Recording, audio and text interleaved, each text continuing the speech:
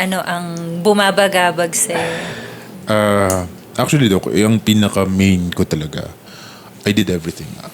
Actually, ako, very meticulous ako when it comes to cleaning myself. Pwede mo nga sabihin na I'm medyo germaphobe ako eh. But then, yung pinaka-challenge ko talaga is kahit na I did everything when it comes to mouth health. Nag-baby baking soda ako. Actually, ano din eh. Lahat actually, Listerine, ano bang tawag dyan? Mouthwash. And sa totoo lang, Doc, nagtututbrush ako sa morning. Nagtututbrush ako after kumain. Nagtututbrush ako before kumain. So a total of 5 times ako mag-toothbrush. A day? A day, yes. 5 times a day? 5 times a day. Other than yung ginagawa ko pang mouthwash and baking soda. Okay, bakit ka nagbe-baking soda? Kasi ang dami kong nakikita online eh. Tapos nag-research din ako, sabi na parang effective daw talaga yung baking soda. So, sinama ko siya sa aking routine sa pagbabrush ng teeth. Kasi ako, lagi akong kumakausap ng tao eh. Siyempre, sa trabaho ko, I'm a pilot. Siyempre, gusto ko rin namang, alam mo yun, magpa-impress sa mga attendants. Flight attendants? Okay. I've tried everything, pero nahiya kasi ako, Dok. Nahiya akong lumabas. Nahiya ako pagka gusto na nilang makipag-date sa akin. Nahiya ako na i-meet sila. It's because, before kasi, I think around 4 years, 5 years ago, sobrang na-inlove ako dun sa aking first love talaga.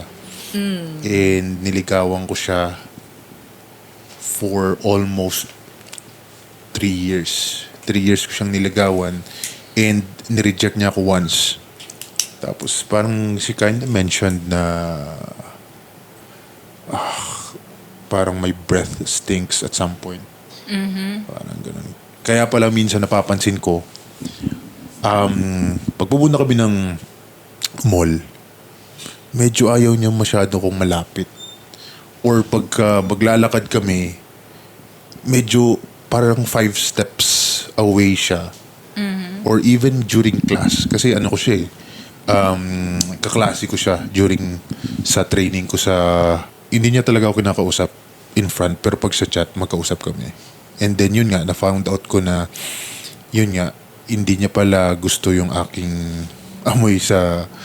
yung amoy ng bibig ko. So it made me wonder, like, very clean naman ako na tao. Diba? So that's really, yun talaga yung parang reason niya na not to love me. So you're telling me na itong experience mo with your great love, yan yung parang pinaka-trigger mo for not getting another relationship, and for parang dahil sinabihan ka niya na yun yung reason niya para hindi ka sagutin, nag-opt ka to brushing your teeth 5 times a day, nag-Clorox ka, nag-bleach ka. Dahil ba nadurog yung confidence mo nung time na yun? Nakakaya na kasi, Dok eh. Siyempre, pag sabihan ka ng babae, di ba? Pag sabihan ka ng babae na something na mabaho ang bibig mo, your breath stinks, yun talaga yung pagkasabi niya, your breath stinks. That's why I don't want to be with you. Diba? So, pero that's 3 years of ligaw ha. Yes. Pero yun actually, Doc, doon na ako nag-start na mag-excessive ng oral health. Yung mga practices mo. Okay. So yung mga practices ko, doon siya na-start. And dumating pa ako sa point, Doc, na nag-gargle na ako ng Clorox. Madalas mo ba itong ginagawa? Ang Clorox minsan ginagawa ko siya kasi hindi siya unpleasant siya gawin eh. Pero ginagawa ko siya minsan twice isang araw. Twice a day? Twice a day. Isa sa umaga, isa sa gabi. And I don't know, hindi ko naman alam kung bumabango ba kasi sa totoo lang, gaya na nga ng sabi nila, hindi mo naman alam kung anong amoy ng bibig mo eh. And even pagka Amoyin ko sa kamay ko, hindi naman eh. Hindi mo naaamoy. Hindi ko naamoy, Dok. Sinabi ba ni girl kung ano yung naamoy niya or general lang mabaho? General lang na mabaho and hindi na siya nakipag-usap sa akin. Ever. Ever. O if I may ask lang, ito bang 3 taon nyo na nagliligawan, never mo siya na-kiss? I tried eh. Nakiss ko naman siya siguro sa chicks lang. Pero yung hindi talaga. Hindi niya talaga binigay sa akin yung kiss. So after nitong incident na to, sir, parang nabaon siya sa isip mo. Natatakot ako na pagsabihan ulit. And yung fear ko na yun, imbis na gusto ko siyang gawin sa iba, ay, yun nga, naghahanap pa rin naman ako ng someone to love. Kaya nga always present ako sa lahat ng mga dating sites eh. Always present talaga, even the Facebook dating. Nandyan ako, pero once na gusto na nilang makapag-meet, hesitant na ako. And that's the reason. Yes. Gusto ko talaga mag-jowa sa totoo lang. Siyempre, I've become 35 na ako. Diba? Gusto ko rin naman mag-asawa. And my parents, pinupush na rin talaga ako. Pero itong nangyari, isang episode lang to sa buhay mo. Walang prior experience na nasabihan ka or nakita mo yung ibang tao nag-react or ikaw mismo, may naamoy ka ba? Wala. Wala naman, Dok. Yun lang talaga, yun yung pinaka nag-trauma sa akin eh. Kasi syempre, it's my first love. And sa totoo lang, na-depress ako for ilang years. Even now, dala ko pa rin siya. And it's getting heavy na eh. Okay. And I'm not getting younger. Wala kang tinanong na iba? Like family members, friends? Wala ba nag-confirm? Yung kaibigan ko. Actually, yung kalaban ko. Actually, ang tanong ko dyan, Dok, bakit ang linis ko naman sa katawan? And sabi ko nga sa'yo, di ba, 5 times ako mag-toothbrush. So, bakit ganun pa din? May amoy pa din siya. Excessive na yung aking cleanliness, pero meron pa rin siyang amoy. Okay. Number 1, pag ba kumakain ka, nalalasahan mo pa yung food ng masarap o hindi na? Nalalasahan ko yung toothpaste. Yun na, yung panlinis na. Okay, tapos, kamusta yung laway mo? Malagkit? Dry ba yung bibig mo? Nagda-dry siya, Dok. Okay, I can see it sa labi. Nagka-crack na yung labi mo. Okay, minsan, dahil nga meron na tayong certain level of desperation, no? Lahat ng pwede nating gawin na nakikita natin sa iba, feeling natin, pwede din sa atin and masusolve din yung problem natin. The thing is, their problem may not be the same as your problem. Pwedeng pares may mouth odor, pero magkaiba ng odor, magkaiba ng source, magkaiba ng cause.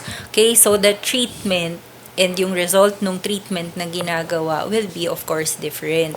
Sa case mo, number 1, excessive brushing is not good. Okay? Kasi aside from sobra-sobra nga siya, you have the tendency na scrape away mo din yung enamel ng ngipin mo. So, pwedeng feeling mo malinis, pero napupudpud na yung ngipin mo. Eventually, mangingilo na yan. Pag maasim, tsaka malamig. O, anong pakiramdam? May ngilo-ngilo na ba? Actually, laging nangingilo, Dok. And, yun nga, I feel na parang clean siya. Pag ganun nafe-feel ko, parang na-feel ko na ang linis-linis ko.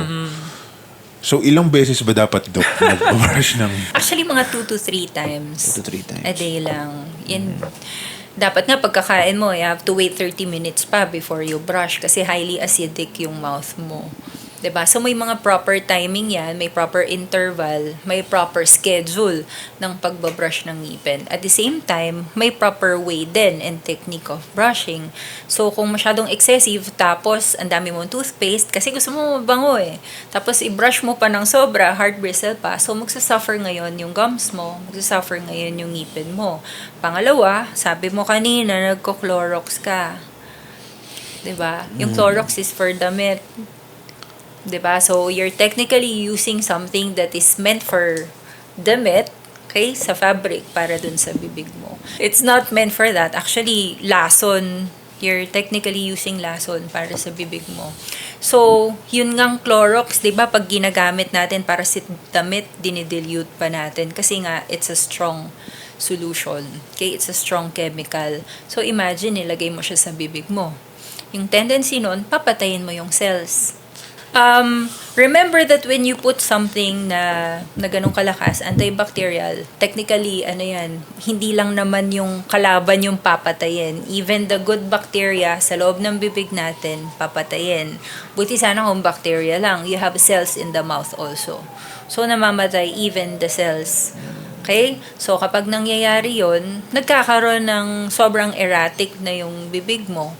Pwedeng yung nilalabasan ng laway, yung salivary ducts, apektado. Pwedeng magbara yan. Okay? Pwedeng magkaroon ng burn. Pwedeng magkaroon ng ulcers. Okay? So, marami na ngayon pinanggagalingan yung odor. Hindi na lang siya dun sa ngipin mo, hindi na lang sa gums.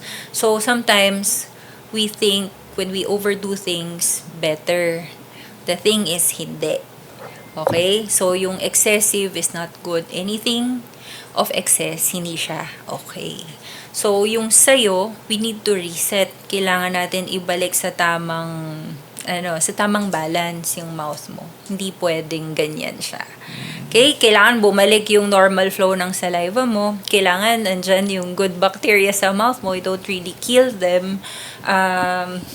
Yung mga ngipin mo na nangingilo na kung may mga cavities na yan or kung nagkaroon ka na ng mga pockets dahil nga dun sa habits mo, we need to address all of them. And then, saka lang yan magkakaroon and babalik sa normal. Kasi, hindi naman natin na-mention sa story ilang beses nabahuan yung si girl, 'di ba? Doon sa hindi rin natin na-describe based on history, kung ano yung naaamoy ni girl. Baka nung time na yun, wala, stressed ka lang, pagod ka, di ka nakapag-toothbrush, baka yun lang yung naalala niya. So, yung reaction mo doon sa naging reaction niya, medyo extreme. Bigyan natin ng timeline yan. Help yourself also. Alam ko, dahil naging habit mo na yung 5 beses ka nagbabrush and naging dependent ka dyan sa mga product na yan, mahirap siyang biglang itigil. Okay? Mahirap siyang biglang tanggalin. But you have to trust the process lang. Use lang what I will be recommending para sa'yo. Okay? Kahit natitempt ka, kahit feeling mo kailangan mo na, you have to fight it. Kasi, even if I give you all the treatments, bigyan kita ng sangkatutak na recommendations and ng prescriptions, if hindi mo din tutulungan yung sarili mo, hindi mo rin siya ma-appreciate. Okay? Now, if you think na-diagnose ka ba with depression, anxiety, or hindi ka nagpa-check? Hindi ako nagpa-check, Doc. Pero I always feel down, lalo na with mouth health. Mm-hmm. Sobrang naapektuhan ako. Okay, kasi syempre yung condition mo is here, but the impact kasi is bigger eh. Yung social life mo, yung relationship mo, apektado siya. It usually happens talaga. Now, let's see kung meron na tayong ginagawang treatment and may nakikita kang improvement at magbabago din yung perception mo of yourself, then it's a good sign. Now, if wala, kung kailangan natin na mag-inject ng parang psychological consult, of course, we're gonna do that for you with a clinical psychologist naman. Okay? Kung kailangan ng diagnosis, we have a psychiatrist on board also. So, tingnan natin kung ha? Kasi yung treatment minsan perfect na eh. Pero yung the way you interpret kasi yung effectivity ng treatment will always be dependent kung nagbabago na yung takbo ng buhay mo. So, for your target, dapat makapag-date ka na after a few months ng treatment natin. Sana, Dok, hindi ka lang dentist, naging love advisor ka din. Nahiya ako bigla. Okay, so I'm happy to be speaking with you. Gagawin natin yung assessment mo para at least we can give you yung proper report and then formulate the treatment program para sa'yo. And then from there, we start step 1. Okay? In case of Noah naman, ito very classic and very striking yung story niya kasi he is actually the first patient na nakausap ko and sinabi niya that he is actually using Clorox, okay, bleach or yung brand na Zonrox para pangmumog kasi sa pakiramdam niya mas malinis kapag yun yung ginagamit niya. And on top of that, gumagamit din siya ng baking soda pang toothbrush, panglinis ng bibig, and 5 beses din siya at least mag-toothbrush in a day. So when you look at the habit of the patient, medyo excessive, hindi, super excessive siya. Okay, para sa normal na paglilinis. So minsan akala natin when we do more, we are doing good. When in fact, hindi siya ganon. Kasi the more nating sinasubject to chemicals, yung mga structures ng bibig natin, lalo po nating pinapalala yung problema. For example, you're using chemical na sobrang strong. Pwede kasing hindi lang yung bad bacteria yung mamamatay, even the good ones. So, nagkakaroon ng sobrang imbalance doon sa oral microflora natin na tinatawag. Okay? In addition to that, even the cells, nawawala din. So, yung lubrication nung ating bibig, nawawala na rin, natutuyot na siya. Sometimes, we use chemicals also na pwedeng mag-cause ng blockage nung labasan ng laway. And our laway, yung saliva natin, it has antibacterial property. So, kung hindi tayo nagre-release ng magandang quality ng saliva, nag-i-increase din yung risk natin for bad breath. So, again, yung pagtutoothbrush ng sobrang daming beses, hindi din siya ganon ka-recommended because we are actually compromising the tooth structures naman. Pwedeng maputpod, pwedeng eventually nangingilo na yung mga ngipin or nakikita natin humahaba na yung mga roots ng ngipin natin, nag-expose na because excessive yung force na na-apply, nabubugbog na yung gilagid natin. So, for the case of Noah, na sobrang dami ng ginawa to address the problem, we need to reset yung bacteria sa mouth niya. So, meron tayong mga gagawin, like we're going to use saliva substitute para magkaroon ulit ng lubrication yung kanyang bibig. Probiotics can help also, but it's going to be an adjunct lang kasi hindi naman siya, it's not a single treatment for the problem.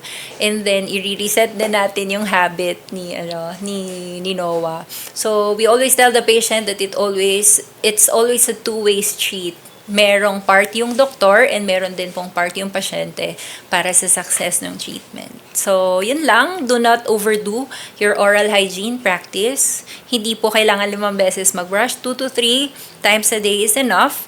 As long as you do the proper technique and of course, you floss before you brush. Mouthwash is not always required. It's an adjunct. Chemotherapeutics, hindi siya required. Okay?